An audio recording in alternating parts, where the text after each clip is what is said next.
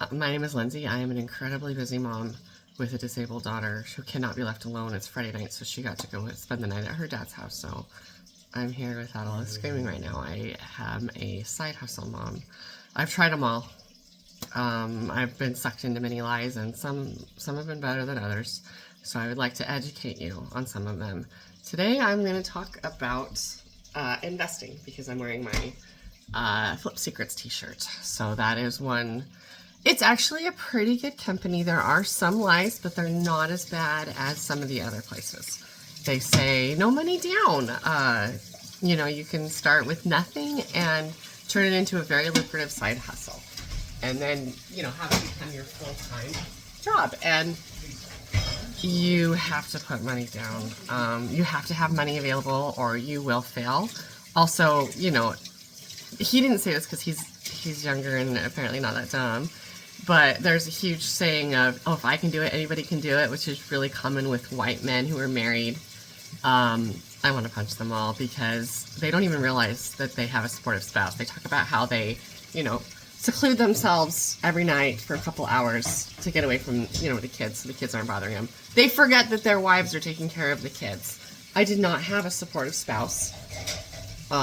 He left when I really needed him. After 20 years of marriage, he chose to leave because I really needed more help with my daughter, and he wasn't bringing enough money for me not to work, but he wouldn't come home when he was supposed to, so that he could watch her and I could work. So I did not have that. So here's my experience with investing, and from my understanding, the Flip Secrets is one of the better companies to use if you're gonna invest. There are other companies that seem pretty good. So anyway, you do have to have money down. They talk about, you get a hard money loan, which is something you need to do. And they also talk about getting a soft loan, like a gap funder. And that's to cover, your 3 months that you're flipping the house.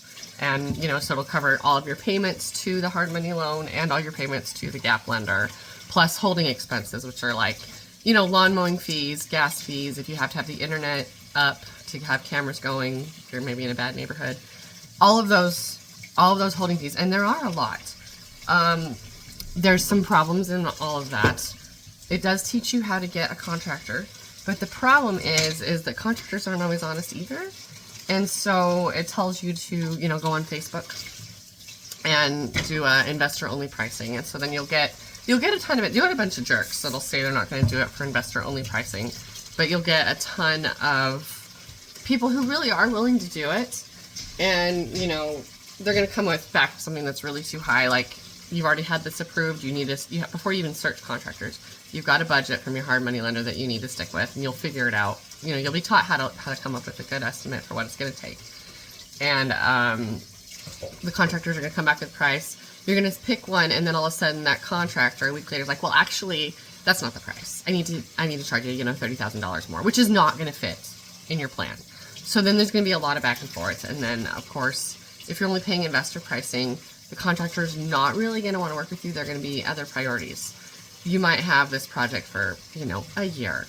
If you've been in it for a long time, then maybe you're going to have better luck because you'll have a better contractor. So really, to succeed, you need to have your own contractors. If you run a contracting company, then this is a great place for you if you are running your own contract place, because you will have access to investor pricing and your own schedule, and you can do it. I started one in October. It's now May, and it's not even close. I had to fire a contractor who just started in October right away, and they started doing great. And then they decided not to show up because it got cold. So that's something you have to remember too, is if you don't live in a warm climate, they might not want to work in the winter.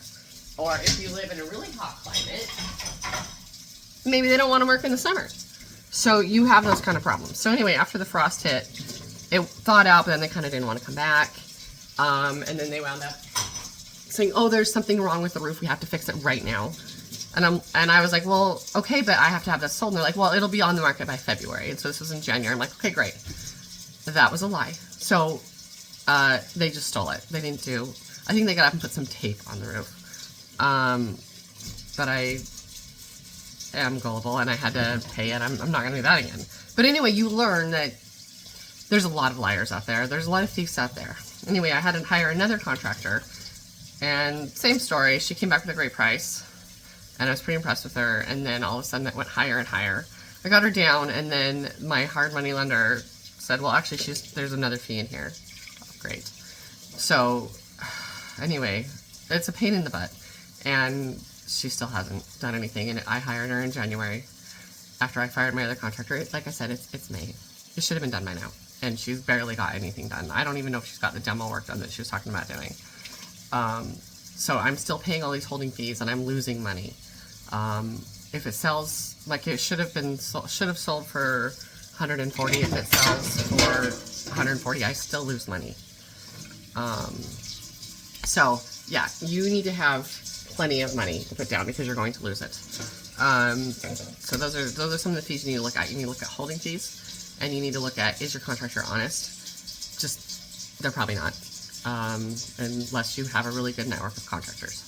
So also, if you are an oldest child and you've never been allowed to advocate for yourself, that sticks with you. And there's no programs out there to teach us how to advocate for ourselves. So if you have a program like that, include it in the link or in the comments below, because I need a program like that. Anyway, so if you can't advocate for yourself, you're not going to be successful in this business, and you shouldn't do it.